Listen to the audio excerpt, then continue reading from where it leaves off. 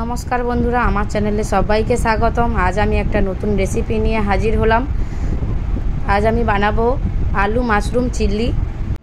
প্রথমে আমি যে সবজিগুলো নিয়ে নিয়েছি সেটা আপনাদেরকে একবার দেখিয়ে দিই, আর দয়া করে আপনারা প্রথম থেকে শেষ পর্যন্ত দেখবেন, দেখলে পুরোটা বুঝতে পারবেন। দেখুন, আমি প্রথমে 3টে আলু নিয়েছি, রেড ক্যাপসিকাম, কালার ক্যাপসিকাম আমি নিয়ে নিয়েছি, কাঁচা লঙ্কা, রসুন, পেঁয়াজ, আদা, স্প্রিং অনিয়ন, ধনেপাতা, আর নিয়েছি একটা বাটার নিয়ে নিয়েছি। এটাকে আমি এটাকে ছোট ছোট কাটিং করে নেব। প্রথমে আলুটা আমি সেদ্ধ করার জন্য এটাকে আমি 4 ফালি করে এটা কুকারের মধ্যে আমি চড়িয়ে দেব। আর এটা আমরা হাজব্যান্ড ওয়াইফ দুজনেই আমরা চ্যানেলটাকে চালাচ্ছি। আপনারা প্লিজ আমাদের পাশে থাকবেন। আমার রেসিপিটা যদি ভালো লেগে থাকে আপনারা লাইক, কমেন্ট, শেয়ার এবং সাবস্ক্রাইব করার অনুরোধ রইল। প্রথমে দেখুন, আমি এটা সিটি মারার জন্য রেখে দেবো। 2টো সিটি হলে এটাকে বন্ধ করে নেব। এরপর কুকারে আমি এই যে চড়িয়ে দিয়েছি। এরপর আমি পেঁয়াজগুলো কেটে নেব, একদম ছোট ছোট করে কেটে নেব। এটাকে খুব ছোটোভাবে মিহি করে এটাকে কুচাতে হবে। এই রকমভাবে আমি সব সবজি ছোট ছোট করে কেটে নেব। দেখুন, আমার সব সবজি কাটা হয়ে গেছে ছোট ছোট করে। এবারে আলুটা দেখুন আমার বয়েল হয়ে গেছে, ভালো করে ছালটা এবারে ছনে নেব।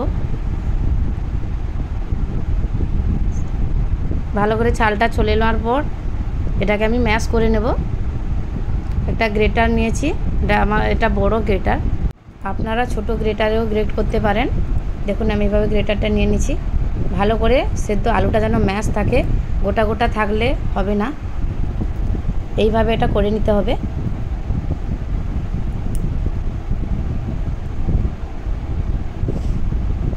এটা কিন্তু খুব সুন্দর রেসিপি, আপনারা প্লিজ একবার হলে একবার ট্রাই করবেন। এরপর আমি এই আলু ম্যাশের উপরে কিছু মশলা আমি অ্যাড করব। এখানে আমি নিয়ে নিচ্ছি লবণ, স্বাদ মতো দিয়ে দিচ্ছি। তারপর দেব গরম মশলা পাউডার,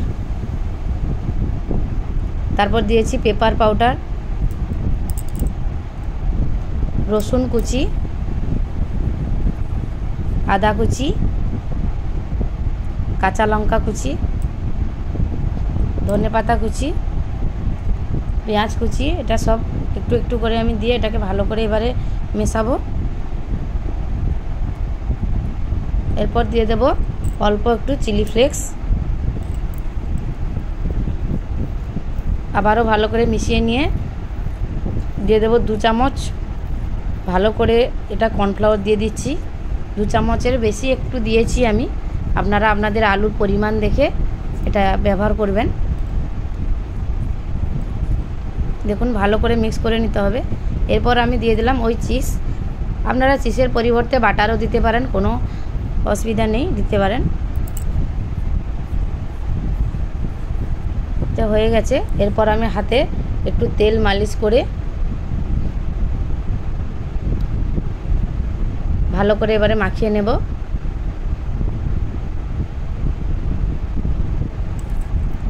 মাখিয়ে নেওয়ার পরে কড়াইতে চলে এসেছি। দিয়ে দেবো জলটাকে আমি ভালো করে গরম করে নিতে হবে এটাকে। দেখুন জলটা ফুটতেছে যেভাবে।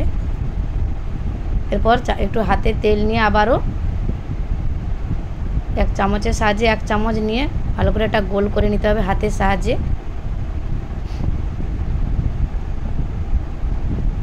গোল করে নিয়েছি। একটা বোতলের মুখ দিয়ে এইটাকে আমি ছাপ দিয়ে দিচ্ছি। একটা শেপ তৈরি হয়ে গেল, কত সুন্দর লাগছে। এইভাবে আপনারা তৈরি করতে পারেন। দেখুন, আমার সবগুলো একে একে বানিয়ে নিয়েছি। এরপর যে জল ফুটছে ওর মধ্যে একে একে আমি ছেড়ে দেব।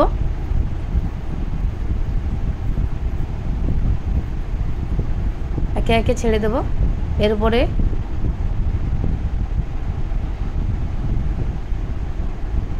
একটু সেদ্ধ হওয়ার জন্য এটা আমি 1 মিনিটের জন্য এখানে আমি ছেড়ে দেব।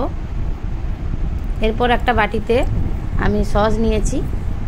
দেখুন, প্রথমে আমি নিয়ে নিচ্ছি টমেটো সস, তারপর নিয়ে নিচ্ছি সয়া সস, তারপর নিয়ে নিচ্ছি গ্রিন চিলি সস,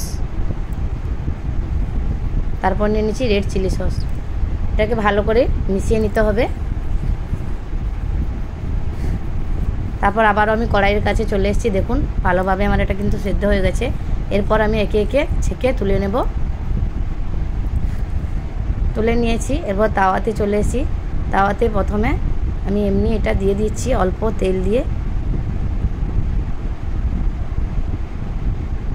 এই যে ভালো করে নাচিয়ে এটা উল্টে পাল্টে ভেজে নিতে হবে। এই রেসিপিটা আপনারা একবার বানাবেন, খুব সুন্দর রেসিপি, খেতে কিন্তু খুব সুস্বাদু দারুণ হয়। আবারও দিয়ে দিলাম তেল। তারপর আমি আদা রসুন কুচি এটা দিয়ে দেব। রসুন কুচি প্রথমে দিয়ে দিলাম, তারপর পেঁয়াজ কুচি, তারপর কাঁচা লঙ্কা কুচি। এটাকে ভালো করে নাড়তে হবে। নাড়ার পরে রেড ক্যাপসিকাম এবং গ্রিন ক্যাপসিকাম এটাকেও আবারও ভালো করে নাড়ব। নাড়ার পর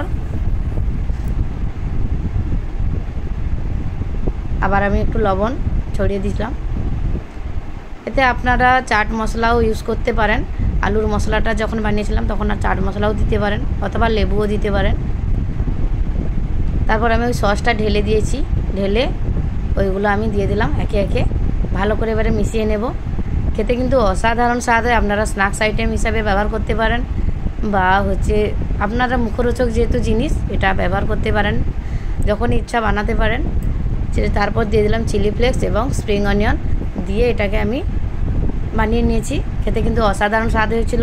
প্লিজ আপনারা একবার হলে একবার ট্রাই করবেন। ফিরছি আবারও পরবর্তী রেসিপি নিয়ে। Thank you so much.